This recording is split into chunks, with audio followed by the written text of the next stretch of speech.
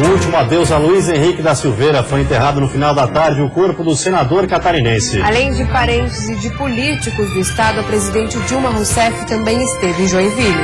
Eu estou aqui em homenagem de todo o Brasil a esse brasileiro especial, a esse catarinense especial. Mais próximo da população, a Delegacia de Desaparecidos muda de endereço na capital. Cerca de 7.000 pessoas estão desaparecidas no estado. Combate à dengue, levantamento rápido começa a ser feito em Itajaí. O município concentra 98% dos casos registrados em Santa Catarina. E no futebol, a estreia dos times catarinenses na Série A do Campeonato Brasileiro. Destaque para a Chapecoense, que começou com o pé direito. Já pela Série B, o Criciúma superou o Mojimirim fora de casa e garantiu os 3 primeiros pontos na competição. O Band Cidade desta segunda-feira já está no ar.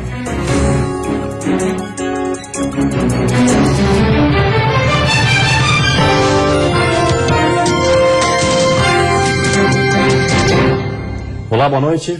Olá, boa noite. Foi divulgada em Lages uma pesquisa sobre o recebimento de atestados médicos durante 4 meses. O que mais chama a atenção é o número alto de licenças, principalmente no setor público. A pesquisa foi realizada pelo Fórum da Estado, foi divulgado só agora. O levantamento apurou 1.277 atestados médicos, que acabaram gerando 2.506 dias de afastamentos em empresas de Lages. Segundo o presidente da Associação Empresarial da cidade, o grande número de justificativas médicas tem chamado a atenção. E nós constatamos que há um pouco de excesso de atestado, um pouco de excesso de número de dias, né? Nós não somos contra ninguém, nem os médicos, nem os trabalhadores que têm todo o direito de buscar recurso médico quando precisa. O que nós nos preocupamos, o que está prejudicando as empresas é o excesso. Os dados coletados no levantamento são de novembro de 2014 a fevereiro desse ano. Das 134 empresas contatadas, 27 responderam o questionário e afirmaram ter recebido as justificativas médicas, o que dá, em média, 47 atestados médicos por empresa no período de 4 meses. E ainda, segundo o levantamento, um dos locais onde essa prática é mais comum é no poder público. Nós temos casos que nós levantamos aí, de um órgão público que emprega 800 pessoas, por exemplo, em Lages, uma média de 100 vivem em atestado médico. Na Secretaria de Educação, tanto municipal quanto estadual, em torno de 20% de afastamento médico. A pesquisa também revelou quais foram os médicos que mais deram atestados e os tipos de doença. Na época, nossa equipe conversou com Gilvana, que trabalha numa indústria em Lages. Segundo ela, os tipos de doenças por afastamentos são variados. Por exemplo, eles trazem atestado de dermatologia, de dentista, de otorrino e por aí vai, né? Várias situações que a gente fica se perguntando, realmente está doente, tem tudo isso, não tem, né? O porquê de tantos atestados. De acordo com o presidente da OAB em Lages, a suspeita é que haja a vinda de atestados médicos. Uma representação do caso deve ser feita ao Ministério Público. O Conselho Regional de Medicina é competente para averiguar a infração ética disciplinar, só compete ao CRM isso, e ao Ministério Público do Trabalho as penalidades criminais, se for o caso, né? Quem enfrenta o drama de ter uma pessoa desaparecida na família sabe a angústia da espera por novas informações. A única delegacia especializada no assunto aqui no estado mudou de endereço para facilitar o acesso da população. Todos os dias surgem na Polícia Civil, em média, 10 novas ocorrências de desaparecimento no estado. Desde 2002, com o início do cadastro, a estatística alcançou quase 19 mil casos. Com a criação da delegacia especializada, de 2013 até agora, eles caíram para cerca de 6.800. O delegado responsável explica que cada situação é acompanhada e revisada periodicamente e que o retorno das famílias poderia ajudar ainda mais a atualizar o número real de pessoas desaparecidas. Esse é o maior problema que nós temos, né? Que a pessoa, na hora que precisou, ele se dirige à delegacia, registra o boletim de ocorrência. Mas o seu familiar retornou, eles esquecem de voltar à delegacia. Na triagem feita pela Polícia Civil, a maioria dos casos envolve adolescentes de 14 a 16 anos, geralmente envolvidos em conflitos familiares. Outros são casos mais graves, como o de Eliceia Silveira, de 1995, o mais antigo nos registros estaduais. A Delegacia de Polícia de Pessoas Desaparecidas tem acesso em tempo real aos boletins de ocorrência registrados em todo o estado e mantém parcerias interestaduais e nacionais. Mas nem todos os sistemas estão interligados. Por isso, o uso das tecnologias é cada vez mais importante, como o aplicativo para celulares do Ministério da Justiça, Sinesp Cidadão, e as próprias redes sociais, que vêm ajudando no desfecho de muitos casos. A única delegacia de desaparecidos de Santa Catarina fica em Florianópolis e agora está em novo endereço, no centro da capital, na sede da Central de Plantão Policial. O espaço é mais amplo, que a gente tem condições melhor de atender as pessoas. Por exemplo, está centralizado, que a gente depende de muitos órgãos parceiros que estão na capital, então realmente era uma dificuldade muito grande nesse deslocamento. E a seguir, de olho na dengue, levantamento rápido começa a ser feito em Itajaí. E ainda troca de experiências. Maricultores da capital vão participar de um intercâmbio na França.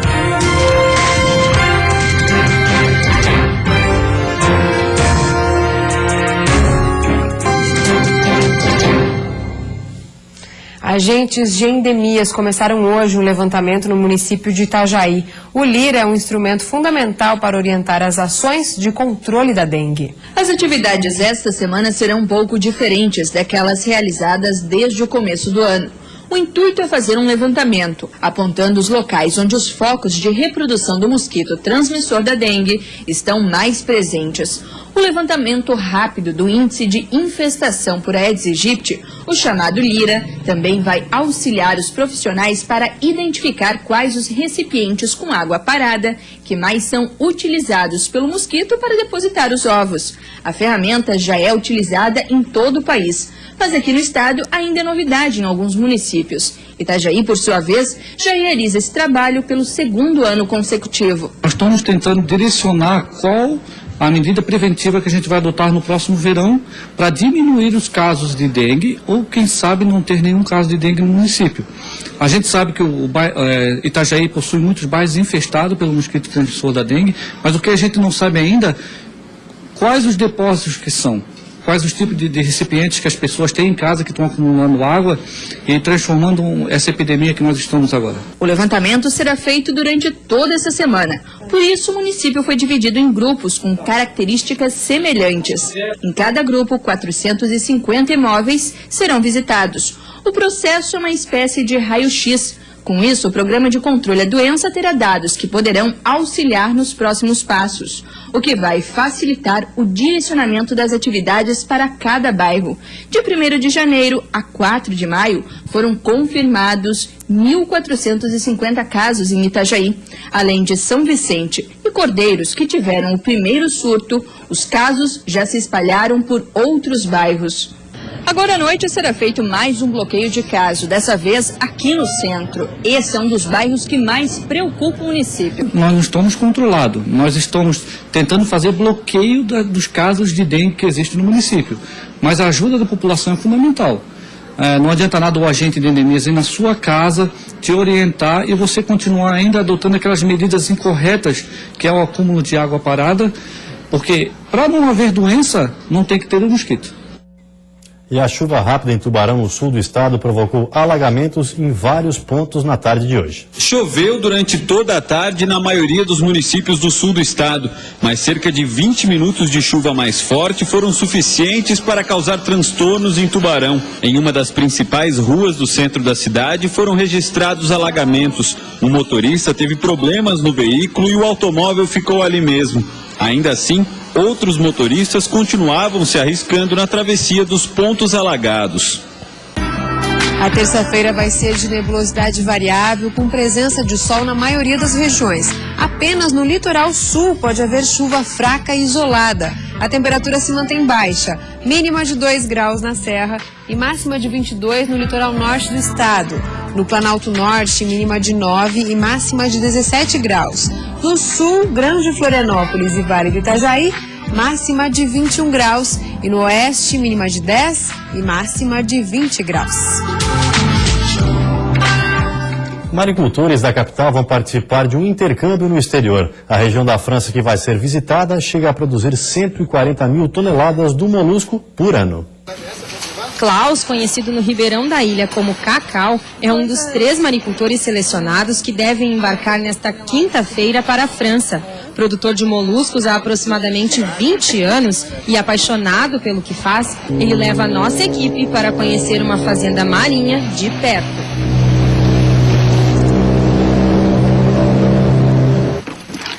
O maricultor acredita que o intercâmbio deve aprimorar o trabalho que já é feito em Florianópolis. Então a expectativa é de ir para lá e trazer novas ideias, tecnologias, né? E implantar na nossa realidade. A preparação para a viagem já começou há pelo menos uma semana com aulas de francês. E a expectativa para a troca de experiências é grande. Hoje, através da internet, tu consegue ver as balsas e tudo, mas só que é o seguinte, essa ligação direta é o que falta, a gente saber da realidade, né? Que a gente conhece a realidade daqui, sabe do maquinário que eles têm lá, então essa junção aí, da gente saber do maquinário e a realidade junto, né? A viagem de 15 dias para uma das principais regiões produtoras de ostras do litoral francês é o resultado de um termo de cooperação técnica firmado pelo Instituto de Geração de Oportunidades de Florianópolis e a Escola Liceu do Mar. O projeto estava parado há 10 anos e retornou em 2013 na troca de gestão do município. Até o final de 2016, 12 maricultores devem participar do intercâmbio. Produtores franceses também devem vir à capital para a troca de experiências. Depois do intercâmbio, os produtores brasileiros vão participar de palestras e workshops para dividir com os demais produtores os conhecimentos adquiridos. Na escola francesa, os maricultores vão conhecer novas técnicas na área. A região da França, que vai ser visitada, mesmo com condições adversas, chega a produzir 140 mil toneladas de molusco por ano, frente aos 4 mil produzidos em Florianópolis. A principal diferença é que lá, o trabalho é bastante mecanizado, pois a mão de obra custa muito caro. Aqui, o trabalho é manual e mais pesado, e obriga o maricultor a cultivar perto da praia. E depois do intervalo você vai ver como foi a arrancada dos times catarinenses na Série A do Campeonato Brasileiro. E pela Série B, vitória do Criciúma no interior de São Paulo.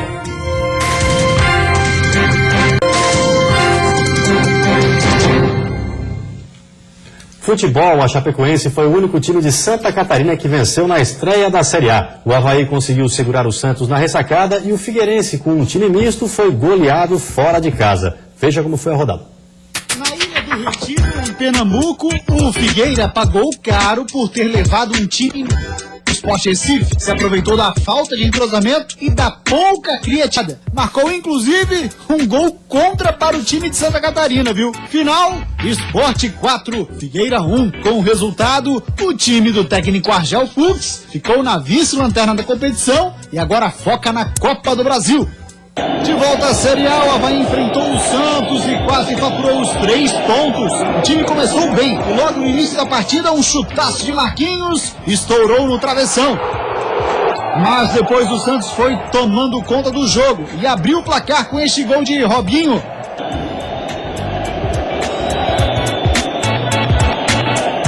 No segundo tempo, o técnico Gilson Kleina mudou o esquema tático e colocou o Roberto em campo.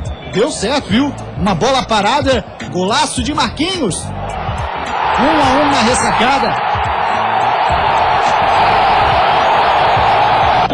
O Leão ainda teve 2 grandes oportunidades para virar o placar. Na primeira, essa defesaça do goleiro Vladimir. Na outra, o zagueiro Jesse, na cara do gol, mandou para fora. O Avaí é o 11º na tabela. O trabalho do Roberto deu outro dinamismo, mudou o ritmo do jogo E aí o segundo tempo, para mim, se tivesse que ter um vencedor, era o Avaí. Na Arena Condá, a Chapecoense estreou com o pé direito na competição. Mas quem abriu o placar foi o Coxa, com este gol chorado de Rafa Luca. O Verdão do Oeste empatou com ele, Carlos. Ele chutou forte e Bruno aceitou. Depois de uma jogadaça de Gil, Ananias cruzou para a área e Roger virou o jogo. 2-1 pro Verdão, que é o terceiro colocado da Série A. E a pontuação em casa, o fator casa, ele é fundamental pra gente. Nós vamos enfrentar grandes equipes dentro de casa, imagina fora. No Maraca, o Joinville conseguiu segurar o Flu até quase o finzinho do jogo. O goleiro Oliveira fez várias defesas importantes, mas não conseguiu segurar esse chutaço de Vinícius. Fluminense 1, Joinville 0. O tricolor de Santa Catarina acabou a primeira rodada na 18ª posição. E pela Série B, o Criciúma estreou fora de casa e se deu bem num jogo em que todos os gols foram de cabeça. Muitos técnicos dizem que é preciso usar a cabeça para vencer os jogos. E o Criciúma levou isso a sério. Douglas Moreira e Fábio Ferreira cabecearam firme para dar a vantagem do Tigre na estreia na Série B. O Mojimirim viu que a tática estava dando certo e copiou. Cruzamento da direita e gol de cabeça de Júnior Juazeiro. Mas a reação parou por aí e o resultado ficou nisso mesmo. 2 pro Tigre, 1 pro Mogi. E a seguir, direito para todos. Donas de casa também podem se aposentar e receber benefício mensal. E ainda luto em Santa Catarina, foi sepultado nesta tarde o corpo do senador Luiz Henrique da Silveira.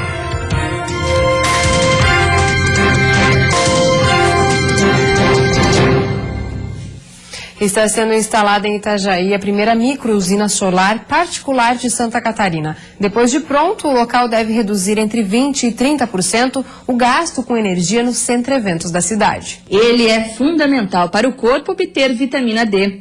Melhora a absorção do cálcio, fortalecendo os ossos. O ideal é uma exposição controlada, de 15 a 20 minutos, no mínimo 3 vezes por dia. Mas é também o responsável por outros benefícios. Sua utilização como fonte de energia, descoberta ainda no século XIX, cada vez se torna uma possibilidade mais real de geração de energia limpa.